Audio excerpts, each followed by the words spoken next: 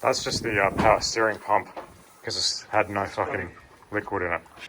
So it actually has a massive power steering leak. That's why it shot off to the side as soon as he put a bit of fluid in there. So he's going to try it again now. And you can see it's extremely foamy in there.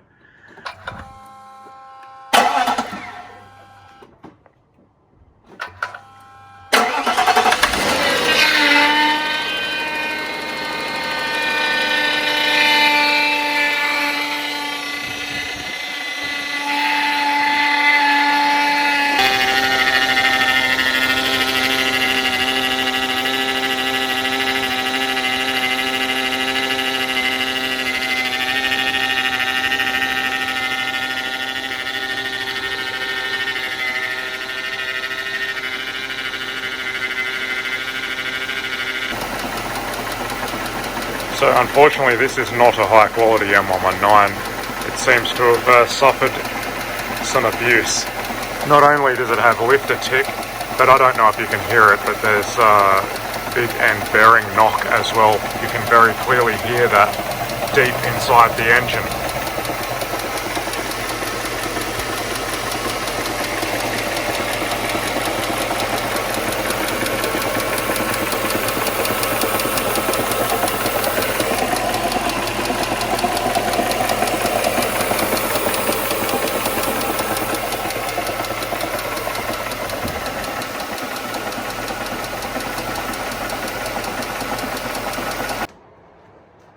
So Tim definitely got the raw end of this deal.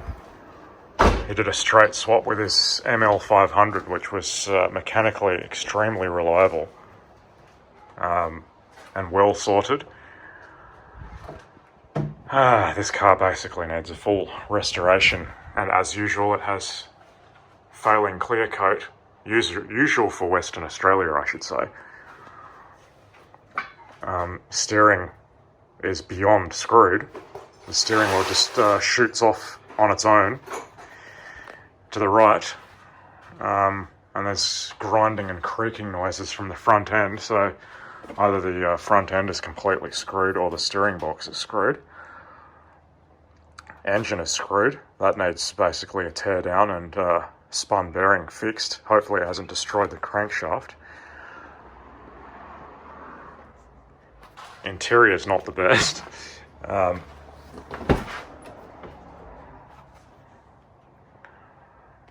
This car was previously owned by the owner of Albert's Hi-Fi in Western Australia. He owned it from new till his passing, I think, in 2021 or so. So it was a one-owner car before the previous guy got it. He was obviously a dog enthusiast, this old guy, because these aren't the original seats. The ones that were in here apparently were all chewed up by dogs. And you can see dog damage to the centre console from their razor-sharp little claws. I don't like dogs in cars. Personally, it's not for me. I don't like the smell of it, and I don't like the damage they do. But yeah, this is an updated one compared to his 300 over there, and yes, it does have a 722.6 5-speed auto on the M119, which is a nice combination. Unfortunately, that transmission leaks like a sieve. The torque converter seal has failed, and it loses about a litre per 15 kilometres. So yeah, engine and transmission had to come out regardless.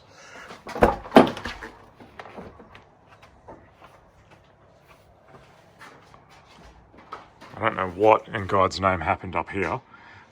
Possibly dog damage again, or idiot damage. Yeah, and, you know, imbeciles just ripping things off. They don't know what they're doing. Trim piece is missing. Kind of a piece of crap, to be honest. But at least it's a 500. Unlike the 300 over there, it's actually worth throwing some money into. But this is not a project for the average Joe. Tim's already proved himself to be a colossal nut job by restoring a 6.3, so he's definitely got him in it. Got it in him to spend copious amounts of money on old Benzes and make them somewhat drivable again. So hopefully the same happens with this S500L. And this is just the other side of it. Now, in these puny residential properties, you can't possibly have two 140 projects on the go. That does mean that this 300 is finished. It's going to go to the crusher. We're going to take anything of value off this for the purposes of restoring that. There's not a lot that's compatible, but I guess there's quite a number of things that are worth taking because, yeah, that's the 92 model and that's a 96. There's a number of differences. So, yeah, bits of it will live on, and as mentioned, I am saving the engine and transmission, and one day that might go in something interesting. Hopefully. Sadly, the engine in that 300 in reality was better than the piece of rubbish that's in that 500. But yeah, you live and learn. Tim was all a bit too excited and just didn't even check things out before he signed up for it. And I think he has a bit of trader's remorse at the moment. He's not 100% happy with this deal. But yeah, he wanted a 140. He's got two of them now.